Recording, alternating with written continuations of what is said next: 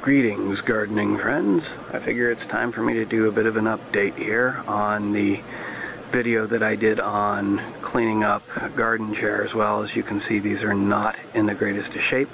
Some of that is just due to dirt, so let me go ahead and see what I can do about wiping them off. So I don't know how well this is going to translate from a distance, but the one on the left has been wiped down, just water.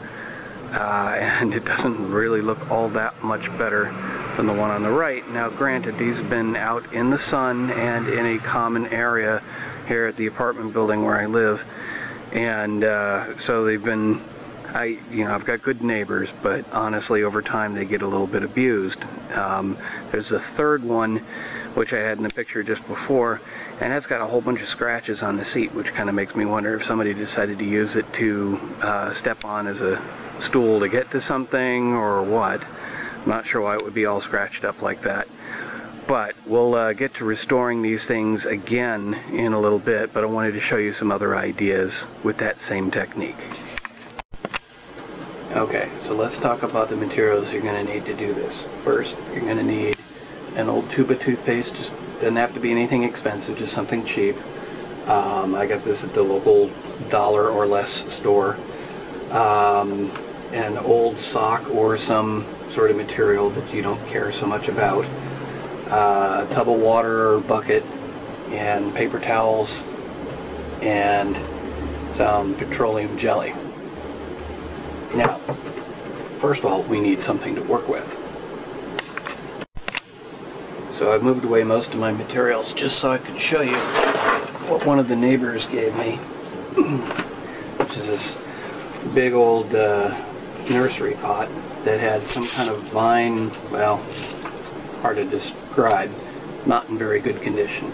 Since I don't know the condition of the soil, I am not going to implement it in any food related part of my garden, but I'm going to go ahead and save the soil. So the first thing I'm going to do is go ahead and remove the plant material and save the soil. What I'm left with now is an empty pot that actually says $24.99 on it. I'm hoping I'll be able to clean that off. You can kind of see around and inside. Now when it comes to these projects, especially with planters, I don't want to do the inside with the treatment because I don't want to affect the plants by it. So the first step in doing this is I'm actually just going to wipe this down and try and get as much of the dirt off just with water, rag and water. So let me go ahead and get that.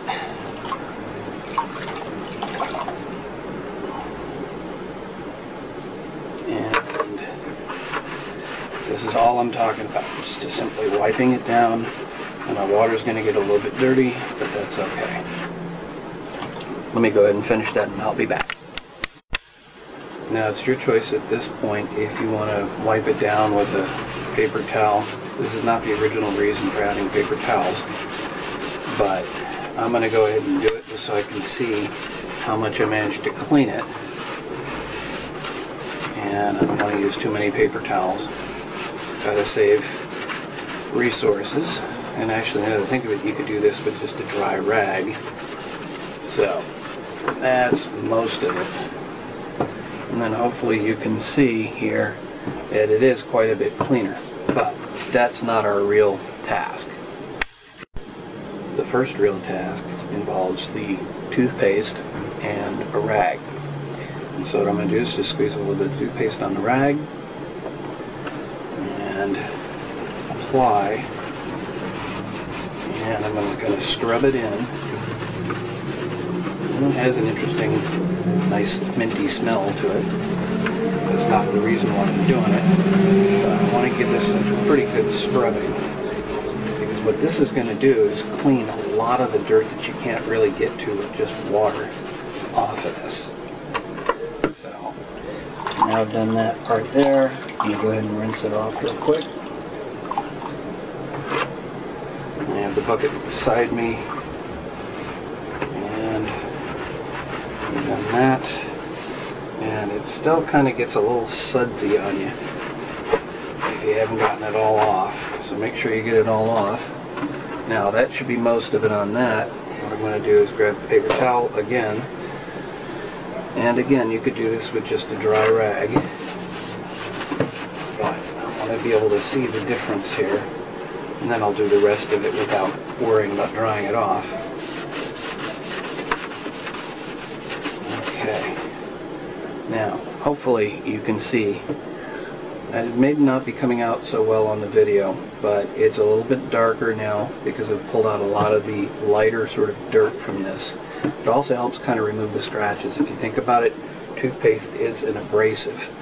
As such, it's kind of like putting very, very fine sandpaper or a polishing compound on here. And the advantage there is it kind of helps smooth out the plastic, which will be good for what we do next. Okay folks, so now I've managed to clean it, and I don't know how well it's going to come through. It's actually quite clean and a bit darker. A lot of the marks are gone, not all of them, there's a little bit right here. The $24.99 is gone.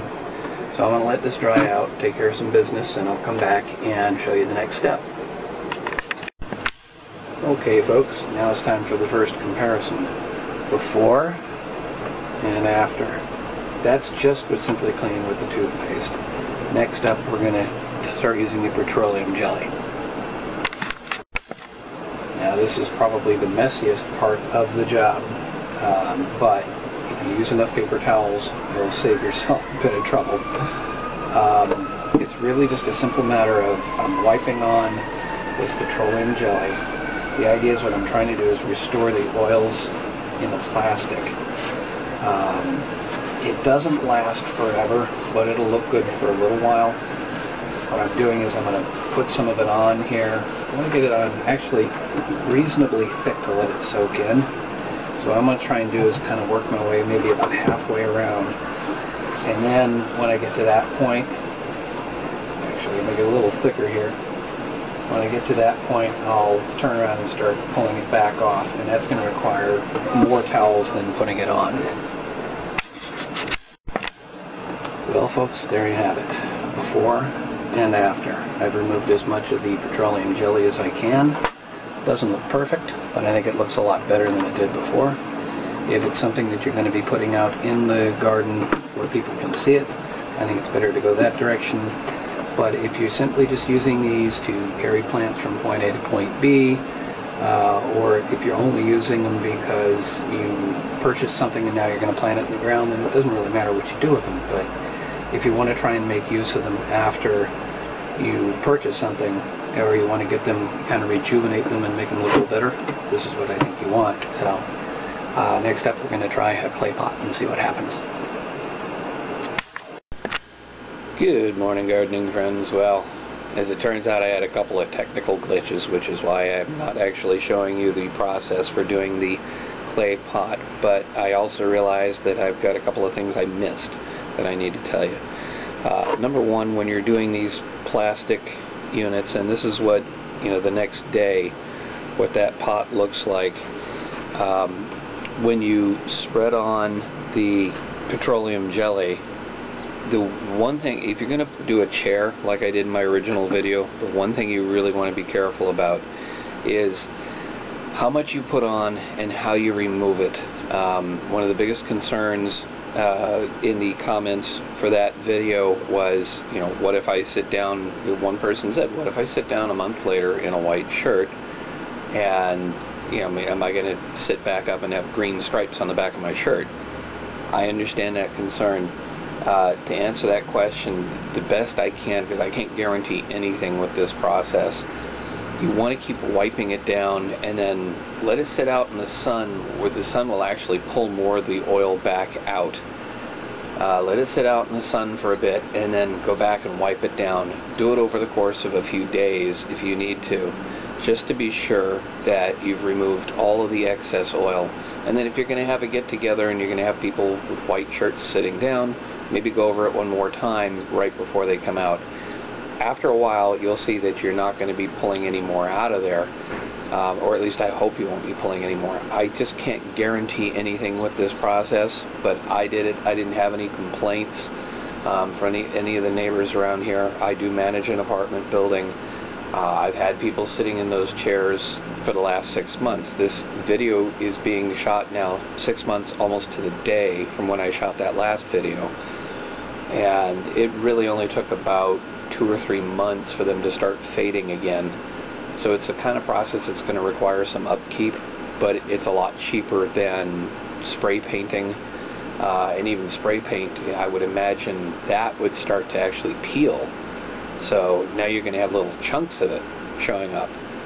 Anything you do to try and restore these chairs, none of it's going to be perfect. The only sort of perfect solution is to buy a new molded chair where the color is molded into the chair. So that's my warning on the plastics, but if you maintain it, it should be okay. I have not redone the chairs, and actually looking back at the video I shot yesterday, the chairs actually look better even 6 months later than they did when I started, even though they're fading again now. So I think I can go for a little bit longer before I have to do the full, thorough clean and recoat on those. That's about the plastic. Now, about the clay, I said I was going to go ahead and try that, and I want to show you. This is what a clay pot kind of looks like when you start. It's pretty simple. You know, I don't know if you call it terracotta necessarily. There may be something more specific to terracotta. That's why I'm calling it a clay pot. This is the one I did yesterday, and all it is maybe a little bit darker than the other one. So it really didn't have much of an impact, but the best thing for the whole process was just simply the cleaning of it. It does make it look that much better when it's cleaned, and that's about it. So this is the Budget Gardener wrapping up this demo. Yeah, I hope you have good success with this. Feel free to subscribe, feel free to post questions. I'd be more than happy to answer any questions after I post something like this. So, Budget Gardener signing off.